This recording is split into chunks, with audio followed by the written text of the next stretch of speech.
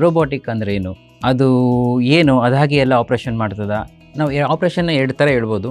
ಒಂದು open operation, ಇನ್ನೊಂದು minimal access surgery ಅಂತ ಹೇಳ್ತೀವಿ.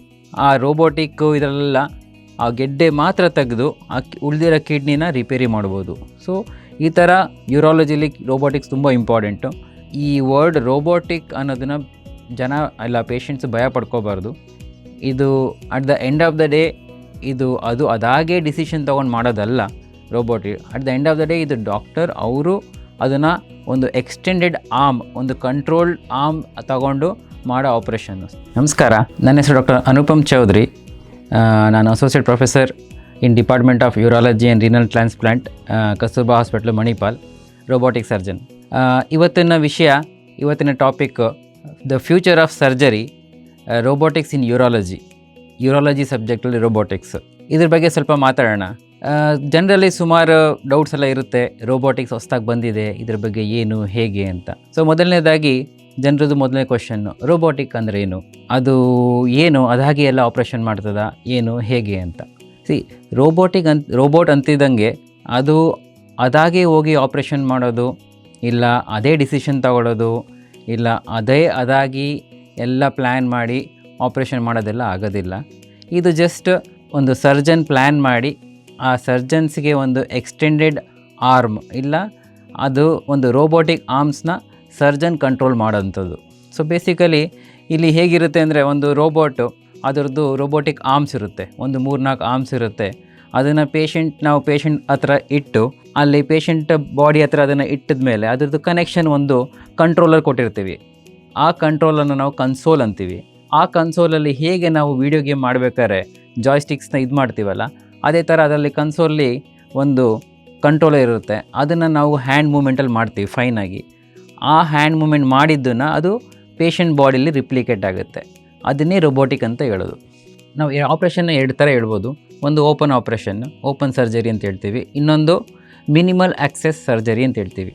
ಸೊ ಏನಾಗುತ್ತೆ, ಓಪನ್ ಆಪ್ರೇಷನಲ್ಲಿ ನಾವು ಏನೇ ಆಪ್ರೇಷನ್ ಮಾಡಬೇಕಾದಾಗಲೂ ನಮ್ಮ ಕೈ ಒಳಗೆ ನಾವು ಹಾಕಬೇಕು. ಅಂದರೆ ಬೇಸಿಕಲಿ ನಾವು ಏನು ಆಪ್ರೇಷನ್ ಮಾಡಬೇಕು, ಏನಾದ್ರು ತೆಗಿಬೇಕಾ, ಇಲ್ಲ ಏನಾದರೂ ರೀಕನ್ಸ್ಟ್ರಕ್ಟ್ ಮಾಡಬೇಕಾ, ಇಲ್ಲ ಅಲ್ಲಿ ಏನಾದ್ರು ರಿಪೇರ್ ಮಾಡಬೇಕಾ, ನಮ್ಮ ಕೈ ಅಲ್ಲಿಗೆ ಹೋಗಿ ಅಲ್ಲಿ ಆಪ್ರೇಟ್ ಮಾಡಬೇಕು. ಸೊ ನಮ್ಮ ಇಷ್ಟು ಕೈ ಒಳಗೆ ಹೋಗಬೇಕು ಅಂದಾಗ ನಾವು ಅಷ್ಟು ಅಲ್ಲಿ ಪಾರ್ಟ್ ಓಪನ್ ಮಾಡಿ ಆಮೇಲೆ ಒಳಗೆ ಹೋಗಬೇಕು. ಸೊ ಅದು open operation. Minimal access surgery ಅಂದ್ರೇನು, ತುಂಬ ಕನಿಷ್ಠವಾಗಿ ಓಪನ್ ಮಾಡಿ, ಎಷ್ಟು ಮಿನಿಮಮ್ ಆಗುತ್ತೆ ಅಷ್ಟು ಓಪನ್ ಮಾಡಿ ಒಳಗೆ ಹೋಗಿ ಆಪ್ರೇಟ್ ಮಾಡೋದು. ಸೊ ಡೆಫಿನೆಟ್ಲಿ ಆವಾಗ ಕೈ ಒಳಗೆ ಹೋಗೋಕ್ಕಾಗಲ್ಲ. ಸೊ ಅದಕ್ಕೆ ಇನ್ಸ್ಟ್ರೂಮೆಂಟ್ಸ್ ಬೇಕು. ಸೊ ಆ ಥರ ಬಾಡಿಲಿ ಸಣ್ಣ ಹೋಲ್ ಮಾಡಿ, 3 ಇಲ್ಲ 4 ತುಂಬ ಸಣ್ಣ ಹೋಲ್ ಮಾಡಿ ಅದರಿಂದ ಏನಾದರೂ ಇನ್ಸ್ಟ್ರೂಮೆಂಟ್ ತೊಗೊಂಡು ಆಪ್ರೇಟ್ ಮಾಡೋದನ್ನು ಮಿನಿಮಲ್ ಆಕ್ಸೆಸ್ ಅಂತ ಹೇಳ್ತೀವಿ. ಸೊ ಅದು ಲ್ಯಾಪ್ರೋಸ್ಕೋಪಿ ಆಗಿರ್ಬೋದು, ಇಲ್ಲ ಲೇಟೆಸ್ಟ್ ಆಗಿ ರೋಬೋಟಿಕ್ ಆಗಿರ್ಬೋದು. ಸೊ ಲ್ಯಾಪ್ರೋಸ್ಕೋಪಿ ಬಂದು ಸುಮಾರು ವರ್ಷ ಆಯಿತು. ಅದರಲ್ಲಿ ಕೆಲವೊಂದು ಇನ್ಸ್ಟ್ರೂಮೆಂಟ್ಸ್ಗಳು ಬರುತ್ತೆ, ತುಂಬ ಸಣ್ಣ ಇರುತ್ತೆ ಸೈಜಲ್ಲಿ, ಉದ್ದ ಮತ್ತು ಸಣ್ಣ ಇರುತ್ತೆ. ಅದನ್ನು ನಾವು ಪೇಷಂಟ್ ಬಾಡಿ ಒಳಗೆ ಹಾಕಿ ಕೈಯಿಂದ ಮೂಮೆಂಟ್ ಮಾಡಿ ಅದನ್ನು ಆಪ್ರೇಟ್ ಮಾಡ್ತೀವಿ. ಸೊ ದಟ್ ತುಂಬ ಮಿನಿಮಲ್ ಆಕ್ಸೆಸ್, ಅಂದರೆ ಕನಿಷ್ಠವಾಗಿ ಕಟ್ ಮಾಡಿ ಮಾಡೋ ಆಪ್ರೇಷನ್. ಬಟ್ ಅದರ ಲಿಮಿಟೇಷನ್, ಆ ಮೂಮೆಂಟು, ಆ ಸಣ್ಣ ಇನ್ಸ್ಟ್ರೂಮೆಂಟ್ಸ್ ಮೂಮೆಂಟು ನಮ್ಮ ಕೈ ಹೇಗೆ ಮೂವ್ ಮಾಡ್ಬೋದು, ಯಾವ ಥರ ನಮ್ಮ ಕೈ ಇಷ್ಟು ಹೇಗೆ ಬೇಕು, ಇಲ್ಲ ಫೈನ್ ಮೂಮೆಂಟ್ಸ್ ಹೇಗೆ ಬೇಕು, ಆ ಥರ ಮಾಡೋಕ್ಕಾಗೋದಿಲ್ಲ. ಅದಕ್ಕೆ ಅಂತಲೇ ರೋಬೋಟಿಕ್ ಬಂದಿರೋದು. ಸೊ ಏನಾಗುತ್ತೆ, ರೋಬೋಟಿಕ್ ಆರ್ಮ್ಸ್ ಬರುತ್ತೆ. ಸೊ ಅದೆಲ್ಲ ತುಂಬ ಕಾಂಪ್ಲೆಕ್ಸ್ ರೋಬೋಟಿಕ್ ಆರ್ಮ್ಸ್ಗಳು. ಸೊ ಆ ಆರ್ಮ್ಸ್ಗಳನ್ನ ಪೇಷಂಟ್ ಬಾಡಿಲಿ ಇಟ್ಟು ಆ ಸಣ್ಣ ಹೋಲ್ ಮಾಡಿರ್ತೀವಲ್ಲ, ಆ ಹೋಲಲ್ಲಿ ಆ ಸಣ್ಣ ಆರ್ಮ್ಸ್ಗಳು ಒಳಗೆ ಹೋಗುತ್ತೆ. ಆ ಆರ್ಮ್ಸ್ಗಳು ಆಲ್ಮೋಸ್ಟ್ ನಮ್ಮ ಕೈ ಇದ್ದಂಗೆ ಕಂಪ್ಲೀಟ್ ಒಳಗೆ ಫುಲ್ಲು ಮೂವ್ ಆಗುತ್ತೆ. ತುಂಬ ಫೈನ್ ಇರುತ್ತೆ, ಬಟ್ ನಮ್ಮ ಕೈ ಥರನೇ ಕಂಪ್ಲೀಟ್ ಎಲ್ಲ ಮೂವ್ ಆಗೋದು. ವೆರಿ ಫೈನ್ ಪ್ರಿಸೈಸ್ ಮೂಮೆಂಟ್ಸ್ ಆಗುತ್ತೆ. 1 mm ಬೇಕು ಅಂದರೂ 1 mm ಮೂಮೆಂಟ್ ಮಾತ್ರ ಆಗುತ್ತೆ. ಸೊ ಅದೇ ಅಡ್ವಾಂಟೇಜ್ ರೋಬೋಟಿಕ್ಸು. ಸೊ ಈ ಆರ್ಮ್ಸ್ಗಳು ಹೇಗೆ ಲ್ಯಾಪ್ರೋಸ್ಕೋಪಿಲಿ ಮಾಡ್ದಂಗೆ ಪೇಷಂಟ್ ಬಾಡಿಲಿ ಸಣ್ಣ ಹೋಲಲ್ಲಿ ಹಾಕಿಟ್ಟು ಆ ಆರ್ಮ್ಸ್ಗಳನ್ನ ನಾವು ಒಂದು ಕನ್ಸೋಲಲ್ಲಿ ಕಂಟ್ರೋಲ್ ಮಾಡಿ ಆಪ್ರೇಟ್ ಮಾಡ್ತೀವಿ. ಅದೇ ಮೇಜರ್ ಡಿಫ್ರೆನ್ಸು. ಸೊ ಓಪನ್ ಆಪ್ರೇಷನ್ಗೂ ಇಲ್ಲ ಈಗ ಬಂದಿರೋ ರೋಬೋಟಿಕ್ಸ್ಗೂ ಇದೇ ಮೇನ್ ವ್ಯತ್ಯಾಸ. ಈಗ ರೋಬೋಟಿಕ್ಸು ನಮ್ಮ ಯೂರಾಲಜಿಲಿ ಹೇಗೆ ಯೂಸ್ ಆಗುತ್ತೆ, ಮತ್ತು ಅದು ಯೂರಾಲಜಿಗೆ ತುಂಬ ಇಂಪಾರ್ಟೆಂಟ್ ಅಂತ ಹೇಗೆ. ಯೂರಾಲಜಿ, ನಂದು ಡಿಪಾರ್ಟ್ಮೆಂಟ್ ಯೂರಾಲಜಿ ಮೂತ್ರಶಾಸ್ತ್ರ. ಸೊ ಇದರಲ್ಲಿ ಮೇಯ್ನಾಗಿ ನಾವು ಕಿಡ್ನಿ, ಮೂತ್ರನಾಳ, ಯುರೇಟರ್, ಮೂತ್ರ ಚೀಲ, ಅದಾದಮೇಲೆ ಅದ ನಂತರ ಮೂತ್ರ ಡೋರು, ಅಲ್ಲಿ ಪ್ರಾಸ್ಟೇಟ್ ಗ್ರಂಥಿ, ಪ್ಲಸ್ ಲೈಂಗಿಕ ಸಂಬಂಧಪಟ್ಟ ಪಾರ್ಟನ್ನು ನಾವು ಈ ಡಿಪಾರ್ಟ್ಮೆಂಟಲ್ಲಿ ಡೀಲ್ ಮಾಡ್ತೀವಿ. ಸೊ ರೋಬೋಟಿಕ್ ಕೇಸಸ್ನ ನಾವು ಹೇಗೆ ಎನಿ ಅದರ್ ಲ್ಯಾಪ್ರೋಸ್ಕೋಪಿ ಇಲ್ಲ ಓಪನ್ ಆಪ್ರೇಷನ್ ಮಾಡ್ದಂಗೆ ಯೂರಾಲಜಿಲಿ ಪ್ರತಿಯೊಂದಕ್ಕೂ ರೋಬೋಟಿಕ್ ಕೂಡ ಅಪ್ಲೈ ಮಾಡ್ಬೋದು.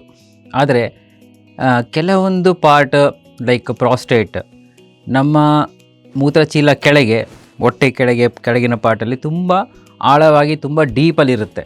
ಅದನ್ನು ಓಪನ್ ಆಪ್ರೇಷನ್ನು ಇಲ್ಲ ಲ್ಯಾಪ್ರೋಸ್ಕೋಪಿಲಿ ಮಾಡಬೇಕು ಅಂದಾಗ ಸ್ವಲ್ಪ ಕಷ್ಟ ಆಗುತ್ತೆ. ಅದೇ ನಾವು ರೋಬೋಟಿಕ್ ತೊಗೊಂಡಾಗ ಆಲ್ಮೋಸ್ಟ್ ಲೈಕ್ ಮ್ಯಾಜಿಕ್ ಮಾಡ್ದಂಗೆ, ಯಾಕೆಂದರೆ ತುಂಬ ಡೀಪು ಹೋಗಿ ತುಂಬ ಪ್ರಿಸೈಸಾಗಿ ಆಪ್ರೇಷನ್ ಮಾಡ್ಬೋದು. ಅದಾದಮೇಲೆ ಕಿಡ್ನಿ ಕ್ಯಾನ್ಸರ್ ಎಲ್ಲ ಇದ್ದಾಗ, ಈಗ ಮುಂಚೆ ಒಂದು ಟೈಮಲ್ಲಿ ಕಿಡ್ನಿ ಕ್ಯಾನ್ಸರ್ ಆಗಿದೆ ಅಂತ ಹೇಳಿದ್ರೆ ಯೂಶಲಿ ಆ ಕಿಡ್ನಿ ತೆಗೆದುಬಿಡ್ತಿದ್ದು. ಆದರೆ ಈಗ ಲೇಟೆಸ್ಟಾಗಿ ಹೇಗೆ ಬರೀ ಈಗ ಕಂಪ್ಲೀಟ್ ಕಿಡ್ನಿ ತೆಗೆಯೋದಿಲ್ಲ, ಆ ಗೆಡ್ಡೆ ಮಾತ್ರ ತೆಗಿಬೋದು. ಸೊ ಆ ಗೆಡ್ಡೆ ಎಷ್ಟೇ ಕಾಂಪ್ಲೆಕ್ಸ್ ಇದ್ರೂ ಆ ರೋಬೋಟಿಕ್ಕು ಇದರಲ್ಲೆಲ್ಲ ಆ ಗೆಡ್ಡೆ ಮಾತ್ರ ತೆಗೆದು ಆ ಉಳಿದಿರೋ ಕಿಡ್ನಿನ ರಿಪೇರಿ ಮಾಡ್ಬೋದು. ಸೊ ಈ ಥರ ಯೂರಾಲಜಿಲಿ ರೋಬೋಟಿಕ್ಸ್ ತುಂಬ ಇಂಪಾರ್ಟೆಂಟು. ಸ್ಪೆಷಲಿ ಪ್ರಾಸ್ಟೇಟ್ ಗ್ರಂಥಿ ಅಂತ ಬಂದಾಗ ಇದು ಅಷ್ಟು ಡೀಪ್ ಇದ್ದಾಗ ಬೇರೆ ಈವನ್ ಲ್ಯಾಪ್ರೋಸ್ಕೋಪಿಲೂ ಕಷ್ಟ ಆಗುತ್ತೆ. ಆದರೆ ಅದೇ ರೋಬೋಟಿಕ್ಕಲ್ಲಿ ಅದು ಅಷ್ಟು ಡೀಪ್ ಹೋಗಿ ಆ ಪ್ರಾಸ್ಟೇಟ್ ಗ್ರಂಥಿ ಅಕ್ಕಪಕ್ಕ ಇರೋ ನರಗಳು ಯಾವುದು ನಮ್ಮ ಮೂತ್ರ ಕಂಟ್ರೋಲ್ಗೆ ಮತ್ತು ಲೈಂಗಿಕ ಸಂಬಂಧಪಟ್ಟ ಪ್ರಾಬ್ಲಮ್ಸ್ಗೆ ಎಫೆಕ್ಟ್ ಆಗುತ್ತೆ, ಅದನ್ನೆಲ್ಲ ಡ್ಯಾಮೇಜ್ ಆಗದೇ ಇರೋ ಹಾಗೆ ನೋಡಿ ಆ ಪ್ರಾಸ್ಟೇಟ್ ಗ್ರಂಥಿ ಕ್ಯಾನ್ಸರ್ದೆಲ್ಲ ಟ್ರೀಟ್ಮೆಂಟ್ ಮಾಡ್ಬೋದು. ಸೊ ಅದಕ್ಕೆ ಯೂರಾಲಜಿಲಿ ಇದು almost very important and almost like A magical. ಈಗ ನೆಕ್ಸ್ಟು ರೋಬೋಟಿಕ್ ಮಾಡ್ತಿದ್ದೀವಿ ಅಂದಾಗ ಇದರಿಂದ ಏನು ಅಡ್ವಾಂಟೇಜ್, ಪೇಷಂಟ್ಗೆ ಎಷ್ಟು ನೋವಾಗುತ್ತೆ, ಬ್ಲಡ್ ಲಾಸ್ ಹೇಗೆ, ರಿಕವರಿ ಹೇಗೆ, ಇದು patients common questions. Robotic operation ಮಾಡಿದಾಗ ಪ್ರಿಸೈಸಾಗಿ ಕ್ಲೀನಾಗಿ ಆಪ್ರೇಷನ್ ಆದಾಗ ಅಲ್ಲಿ blood loss is almost minimal, blood loss ಇರೋದಿಲ್ಲ ಅಷ್ಟು ಬೇರೆ ಆಪ್ರೇಷನ್ ಕಂಪೇರ್ ಮಾಡಿದಾಗ. ಅದಾದಮೇಲೆ ರೋಬೋಟಿಕ್ ಆ್ಯಸ್ ಇಟ್ ಸೆಡ್ ಅಂದರೆ ನಾವು ತುಂಬ minimal cut key hole operation ಥರ ಮಾಡಿದಾಗ ಆಲ್ಮೋಸ್ಟ್ 90% ಪೇಷಂಟ್ಗೆ ನೋವು ಅದು ಕಡಿಮೆ ಆಗೋಗಿರುತ್ತೆ, ಯಾಕೆಂದರೆ ನಾವು ದೊಡ್ಡ ಕಟ್ಟು ಮಾಡಿರೋದಿಲ್ಲ. ಅದಾದಮೇಲೆ ಪೇಷಂಟ್ ರಿಕವರಿ ರೋಬೋಟಿಕ್ ಆಪ್ರೇಷನ್ ಮಾಡಿದ್ಮೇಲೆ by next day patient walk ಮಾಡ್ಬೋದು, ಒಂದು 2-3 ದಿನದಲ್ಲಿ ಪೇಷಂಟ್ ಡಿಸ್ಚಾರ್ಜ್ ಆಗ್ಬೋದು. ಆ್ಯಂಡ್ ಮೋಸ್ಟ್ ಇಂಪಾರ್ಟೆಂಟ್, ಪೇಷಂಟ್ಸ್ ಕೇಳ್ತಾರೆ ನಾವು ಯಾವಾಗ ಮತ್ತೆ ಕೆಲ್ಸಕ್ಕೆ ಹೋಗ್ಬೋದು, ಆಫೀಸ್ಗೆ ಹೋಗ್ಬೋದು ಅಂದಾಗ ಆಲ್ಮೋಸ್ಟ್ 1 ವಾರದ ನಂತರ ಮತ್ತೆ ಅವ್ರು ಆಫೀಸ್ಗೆ ಹೋಗಿ ಶುರು ಮಾಡ್ಬೋದು. ಅದೇ ನಾವು ಓಪನ್ ಆಪ್ರೇಷನ್ ತೊಗೊಂಡಾಗ ಆಲ್ಮೋಸ್ಟ್ ಆಫೀಸ್ಗೆ ಹೋಗಬೇಕು ಇಲ್ಲ ಕೆಲ್ಸಕ್ಕೆ ಹೋಗಬೇಕು ಅಂದಾಗ 1 ತಿಂಗಳು ಬೇಕಾಗ್ತದೆ. ಜನರಲಿ ಕಾಮನ್ ಕ್ವಶನ್ ಬರೋದು, ಈಗ ಇಷ್ಟು ಲೇಟೆಸ್ಟ್ ಟೆಕ್ನಾಲಜಿ, ಇಷ್ಟು ಕಾಂಪ್ಲೆಕ್ಸ್ ಟೆಕ್ನಾಲಜಿ ಇದ್ದಾಗ ತುಂಬ ಕಾಸ್ಟ್ ಆಗ್ಬೋದು ಅಂತ. ಎಸ್, ಡೆಫಿನೆಟ್ಲಿ ಮುಂಚೆ ಒಂದು ಟೈಮಲ್ಲಿ ಟೆಕ್ನಾಲಜಿ ಬಂದಾಗ ತುಂಬ ಕಾಸ್ಟ್ ಇತ್ತು. ಆದರೆ ಈಗ ಎಲ್ಲ ಅಡ್ವಾನ್ಸ್ಮೆಂಟ್ ಇನ್ನೂ ಆದಂಗೆ ಎಲ್ಲ ಇನ್ಸ್ಟಿಟ್ಯೂಟ್ಸ್ ಅವರು ಇದನ್ನು ತಗೋತಿದ್ದಾರೆ. ಪ್ಲಸ್ ಈಗ ಇದ್ರದ್ದು ಮುಂಚೆ ಒಂದೇ ಕಂಪ್ನಿ ಮೊನೋಪೊಲಿ ಇತ್ತು, ಈಗ ಮಾರ್ಕೆಟ್ ಕಾಂಪಿಟೇಷನ್ ಬೇಸಿಸ್ ಮೇಲೆ ಈಗ ಆಲ್ಮೋಸ್ಟ್ ಸುಮಾರು ಕಡಿಮೆ ಆಗಿದೆ. ಒಂದದು. ಇನ್ನೊಂದು, ಪೇಷಂಟ್ ರಿಕವರಿ ನೋಡಿದಾಗ ಪೇಷಂಟ್ ಎಷ್ಟು ಬೇಗ ಮತ್ತೆ ರಿಕವರ್ ಆಗಿ ಮತ್ತೆ ಮನೆಗೆ ಹೋಗಿ ಆ ಮನಿ ಅದೆಲ್ಲ ಕೊನೆಗೆ ಬ್ಯಾಲೆನ್ಸ್ ಆಗಿ ಕಾಸ್ಟ್ ತುಂಬ ಜಾಸ್ತಿ ಆಗೋದಿಲ್ಲ ಪೇಷಂಟ್ಸ್ ಅಂದ್ಕೊಳ್ಳೋ ಥರ. ಈ ವರ್ಡ್ ರೋಬೋಟಿಕ್ ಅನ್ನೋದನ್ನು ಜನ ಇಲ್ಲ ಪೇಷಂಟ್ಸ್ ಭಯ ಪಡ್ಕೋಬಾರ್ದು. ಇದು at the end of the day ಅದು ಅದಾಗೆ ಡಿಸಿಷನ್ ತೊಗೊಂಡು ಮಾಡೋದಲ್ಲ robotic. At the end of the day ಇದು ಡಾಕ್ಟರ್ ಅವರು ಅದನ್ನು ಒಂದು ಎಕ್ಸ್ಟೆಂಡೆಡ್ ಆರ್ಮ್, ಒಂದು ಕಂಟ್ರೋಲ್ಡ್ ಆರ್ಮ್ ತಗೊಂಡು ಮಾಡೋ ಆಪ್ರೇಷನ್ನು. ಸೊ ಬೇಸಿಕಲಿ ಡಾಕ್ಟರ್ ಮಾಡೋದು, ಸರ್ಜನ್ಸ್ ಮಾಡೋ ಆಪ್ರೇಷನ್ನು, ಅದರ ಆ ಆರ್ಮ್ಸ್ ತಗೊಂಡು ಅದರಿಂದ ಫೈನ್ ಪ್ರಿಸೈಸ್ ಮೂಮೆಂಟ್ ಮಾಡಿ ಮಾಡೋ ಆಪ್ರೇಷನ್ನು.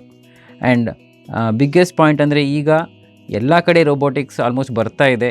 ಈಗ ನಮ್ಮ ರೀಜನ್ಲು ಈ ಏರಿಯಾದಲ್ಲೆಲ್ಲ ಕಡೆ ಬಂದು ಈಗ ನಮ್ಮ ಮಣಿಪಾಲಲ್ಲೂ ಈ ಫೆಸಿಲಿಟಿ ಇದೆ. ಸೊ ಕೊನೆಯದಾಗಿ ಹೇಳೋದಂದರೆ, ಈಗ ರೋಬೋಟ್ ನೆಕ್ಸ್ಟು ಫರ್ದರ್ ಈ ಟೆಕ್ನಾಲಜಿ ಇನ್ನು ಮುಂದೆ ಹೇಗೆ ಹೋಗುತ್ತೆ, ನಾವು ಎಲ್ಲಿಗೆ ಹೋಗ್ತೀವಿ ಗೊತ್ತಿಲ್ಲ. ಬಟ್ ಈಗ ನಾವು ರೀಚ್ ಆಗಿರೋ ಸ್ಟೇಜಲ್ಲಿ ರೋಬೋಟಿಕ್ ತುಂಬ ಒಳ್ಳೆಯದು, ಇದನ್ನು ನಾವು ಯುಟಿಲೈಸ್ ಮಾಡ್ಕೊಳ್ಳೋಣ.